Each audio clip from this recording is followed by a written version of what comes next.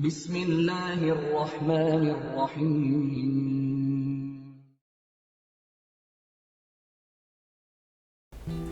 Assalamu alaikum wa rahmatullahi wa barakatuh. We hope you're enjoying our programs. Since last Ramadan, with the help of Allah, the Islamic Education Trust and its supporters have, through the IET Media Productions, produced, aired and shared hundreds of high-quality videos on enlightenment about Islam to the Muslim community and the world at large. We have, alhamdulillah, been able to air topics to do with self-improvement, purification of the heart, spiritual growth, ethics, morality, family, parenting, marriage, child upbringing, issues surrounding self-improvement, financial literacy, better self-management, Islamic jurisprudence, and responses to common questions asked about Islam by Muslims, by non-Muslims, and also responding to Islamophobia and those who have a fear about Islam. For this work to continue and for it to be sustained, we need your support. If it is to become a sadaqatun jariyah, we would need all you can do to help us ensure that this good work continues to benefit humanity. As Allah says in the Qur'an, in tansurullah yansurukum wa yuthabbit aqdamakum. If you help Allah, Allah will help you and He will make firm your steps.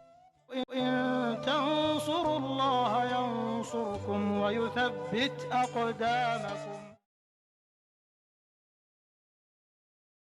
بسم الله الرحمن الرحيم إن الحمد لله نحمده ونستعينه ونستغفره ونعوذ بالله من شرور أنفسنا ومن سيئات أعمالنا من يهده الله فلا مضل له ومن يضلل فلا هادي له وأشهد أن لا إله إلا الله وحده لا شريك له وأشهد أن محمدا عبده ورسوله يا أيها الذين آمنوا اتقوا الله حق تقاته ولا تموتن إلا وأنتم مسلمون يا أيها الناس اتقوا ربكم الذي خلقكم من نفس واحدة وخلق منها زوجها وبث منهما رجالا كثيرا ونساء واتقوا الله الذي تساءلون به والأرحام إن الله كان عليكم رقيبا يا أيها الذين آمنوا اتقوا الله وقولوا قولا سديدا يصلح لكم أعمالكم ويغفر لكم ذنوبكم ومن يطع الله ورسوله فقد فاز فوزا عظيما أما بعد فإن أصدق الحديث كتاب الله وخير الهدي هدي محمد صلى الله عليه وآله وسلم وشر الأمور محدثاتها وكل محدثة بدعة وكل بدعة ضلالة وكل ضلالة في النار أما بعد السلام عليكم ورحمة الله وبركاته. All praises and gratitude are exclusively due to Almighty Allah subhanahu wa ta'ala, who has made it possible for us to convene in this precious moment. Today we are going to continue with the interpretation and the exegesis of Surah Al-Ikhlas, which we discussed in the first episode. In the first episode, we talk about the recitation of Surah Al-Ikhlas, Qur'an chapter 112. We also talk about the translation and the interpretation of Surah Al-Ikhlas. Then we also talk about the pivotal message contained therein in Surah Al-Ikhlas. Then we also talk about the inimitability of the composition of the verses of Surah Al-Ikhlas.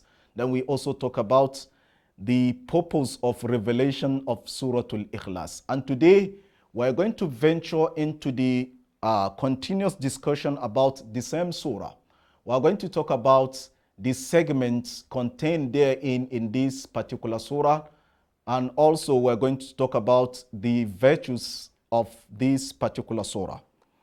If we take a look at the content of Surah Al-Ikhlas, where Allah subhanahu wa ta'ala says, Qul huwa Allahu ahad. Proclaim to them, O you the apostle of Allah, that He is Allah alone. Allahu Samad, the eternal. Lam yalid, He begets not. Walam yulad, and nor was He begotten. Walam yakun lahu kufuwan ahad. We have brought the interpretation given by some of the renowned scholars among the companions of the Prophet Muhammad sallallahu alaihi wasallam, people like Abdullah ibn Abbasin, people like one of the successors of the companion like Ikrimatu ibn al-Barbari, people like Ubay ibn Ka'b radiyallahu anhum. That this particular surah, it has a segment. And the segment can be seen, can be deciphered from the content of the verse. Allah said, Qul huwallahu ahad. The first verse of the Quran is talking about the unity of worshipping of Allah subhanahu wa ta'ala, which is termed as Tawheedul Uluhiyya. Unity in terms of worship. You unified Allah subhanahu wa ta'ala alone in terms of his worship. So the first segment of the verse is talking about the unity of worship and the unity of the names of Allah subhanahu wa ta'ala. Because this particular name is exclusively given to Allah subhanahu wa ta'ala. And that is why in Surah Maryam, Allah subhanahu wa ta'ala says, Hal ta'lamu lahu samiyah? Have you ever seen any creator upon this earth that is bearing this name of Allah? Allahu nuru samawati wal ard. Allah is the light of the firmament and the earth. So the first segment of the verse is talking about the unity in terms of worship and the uniqueness of the name of Allah subhanahu wa ta'ala, which is Allah. Then he said, so this is termed among Tawheed al-Uluhiyya, the unity of worship.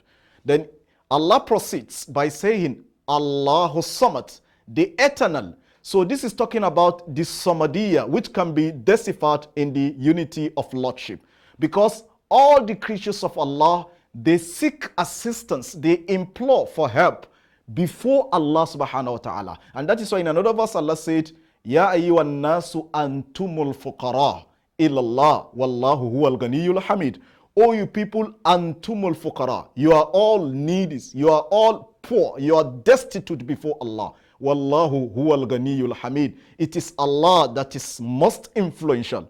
So Samadiyya of Allah subhanahu wa ta'ala can be subsumed in terms of unity of rububiyyah, unity of lordship. Because when we're talking about unity of lordship, it talks about the dominion. It talks about the dominion. It talks about the creation. It talks about the divine ordinances. So the three aspects of it fall under Tawheedul Rububiyyah, which is unity of lordship, which Samadiyya can be subsumed inside it. So what the scholars are saying that the segments of this particular surah, they are all talking about Tawheediyya, or the division of Tawheed, unity of worship, then unity of lordship.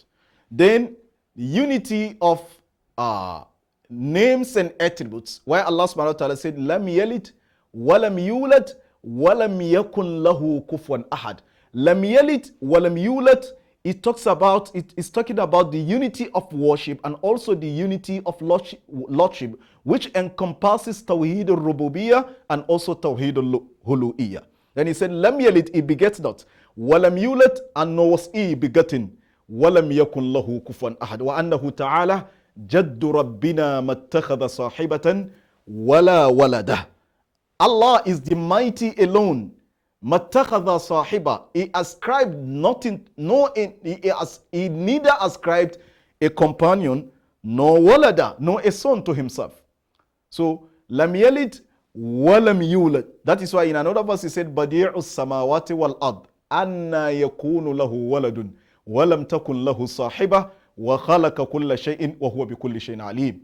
Said, وَجَعَلُوا لِلَّهِ شُرَكَاءَ الْجِنِّ وَخَلَقَهُمْ وَخَرَقُوا لَهُ بَنِينَ وَبَنَاتٍ بِغَيْرِ عِلْمٍ سُبْحَانَهُ وَتَعَالَى عَمَّا يُشْرِكُونَ. Then he said, وَلَمْ يَكُنْ لَهُ كُفُوًا أَحَدٌ. None can be compared unto him. So this is talking about the Tawheed of Al-Asma wa Sifat. Then the last aspect of it is talking about Tawheed As-Sifat. None can be compared unto him. لَيْسَ كَمِثْلِهِ شَيْءٌ وَهُوَ السَّمِيعُ الْبَصِيرُ.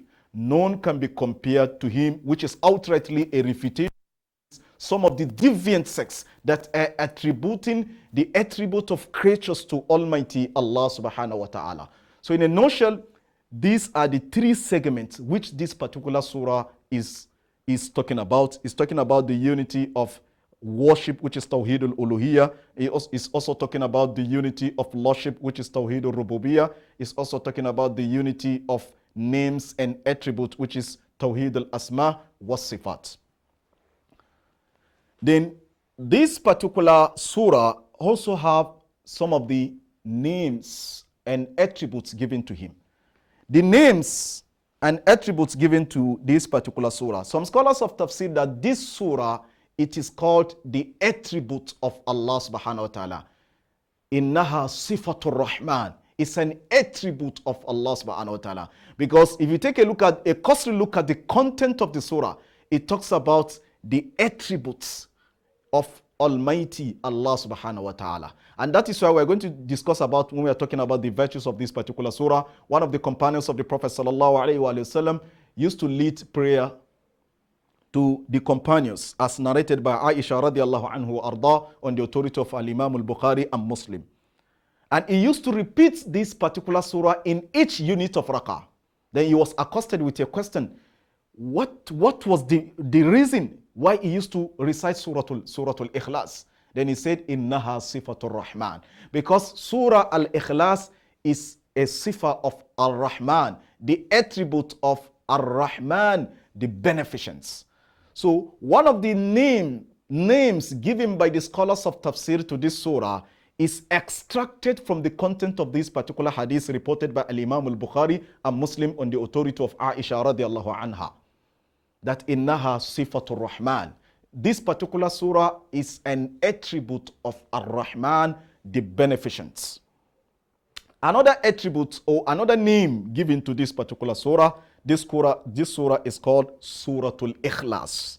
The surah, the chapter of sincerity. And this is the preponderant name known by every Muslim. Because from the chronological orders of the Qur'an, Suratul Ikhlas is termed under chapter 112.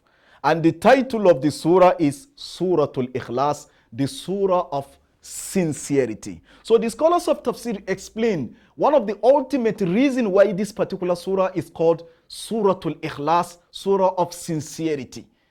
Because if you want to worship Allah subhanahu wa ta'ala alone, you need sincerity. Because there are two prerequisites, preconditions, precedents to the acceptance of our deeds, which is al-ikhlas wal-mutaba'ah. Al-ikhlas, sincerity of purpose, then al-mutaba'ah, conformity. If you want to worship Allah subhanahu wa ta'ala, the worship of Allah subhanahu wa ta'ala is built upon sincerity. Then the other aspect of it is conformity. Even if you have directive from the Prophet Muhammad sallallahu alayhi wa sallam, but your act, the spiritual act or the end course of your act is contravening the real intention which the act of ibadah is built upon him, your deeds or your act or your omission or commission is going to be rendered a nullity. And that is why it is called ikhlas. Because in Tawheed, you need what we call sincerity. It is the sincerity that will assist you in declaring a civil war against only any other idols which people are worshipping beside Allah subhanahu wa ta'ala. And that is why the Prophet Muhammad sallallahu alayhi wa sallam, when he made a proclamation, he said, Qul ya ayyuhan nas, inni rasulullahi ilaykum jami'a. O you people, inni rasulullahi ilaykum jami'a. I am a messenger, an emissary of Allah, sent unto you. Sent unto you. What propelled the Prophet Muhammad sallallahu alayhi wa sallam to have made this declaration of worshipping of Almighty Allah subhanahu wa ta'ala alone? It is that sincerity. And the sincerity is all about monotheism. That is oneness of Allah subhanahu wa ta'ala, which this particular surah is talking about. He said, Qul ya ayyuhan nas, inni rasulullahi ilaykum jami'a. He said, Ya ayyuhal muddathir, kum fa'andir, wa rabbaka fakabbir, wa thiyabaka fatahhir. Then he said, wa rujiza fahajur. Refrain from worshipping idols, which is talking about sincerity, al-ikhlas. Since monotheism is built upon ikhlas. Allah subhanahu wa ta'ala said, فَمَنْ كَانَ يَرْجُو لِقَاءَ رَبِّهِ فَلِيَعْمَلْ عَمَلًا صَالِحًا وَلَا يُشْرِكْ بِعِبَادَةِ رَبِّهِ أَحَدًا. Whoever that is optimistic in meeting his Lord, فَلِيَعْمَلْ عَمَلًا صَالِحًا, he should embark upon a righteous deed. وَلَا يُشْرِكْ بِعِبَادَةِ رَبِّهِ أَحَدًا. And he should not associate any partner with Allah in terms of his worship. Al-Imam al-Hafidh ibn Kathir, when he was commenting concerning the interpretation or exegesis therein contained in this particular verse, he said, وَهَذَانِ ركنا العمل المتقبل لا بد أن يكون خالصا لله صوابا لشريعة رسول الله صلى الله عليه وسلم. That this is a precondition, two prerequisite conditions which Allah subhanahu wa ta'ala often check in terms of accepting our righteousness. So what we're talking about in essence, this section is talking about the oneness of Almighty Allah subhanahu wa ta'ala in terms of his worship, oneness in terms of lordship, and oneness in terms of names and attributes. And the also surah is talking about the different names given to this session, also talking about the different names given to this particular surah. It is called the attribute of Allah, Sifatul Rahman. It is called Suratul Ikhlas. It is called Suratul Tawheed. It is also called Asasuddin, the foundation of religion. Because the foundation of religion is testification of Almighty Allah alone. Shahadatu an la ilaha illallah. If you are praying without having the real testimony that there is no deity worthy of worship except Allah, your prayer is going to be rendered void. And that is why it is called, the surah is called Al-Asas, the foundation. Because all the aspects of Al-Islam, they are built upon Tawheed. Where there is no Tawheed, all your acts are going to be rendered in vain. Allah said, وَقَدِمْنَا إِلَى مَا عَمِلُوا مِنْ عَمَلٍ فَجَعَلْنَاهُ هَبَاءً مَنْثُورًا أَصْحَابُ الْجَنَّةِ يَوْمَئِذٍ خَيْرٌ مُسْتَقَرًّا وَأَحْسَنُ الْمَقِيلَ. With this, we have come to the end of this session. We'll take a brief break. Our viewers, just be patient with us. We are going to continue. Assalamu alaikum wa rahmatullahi wa barakatuh.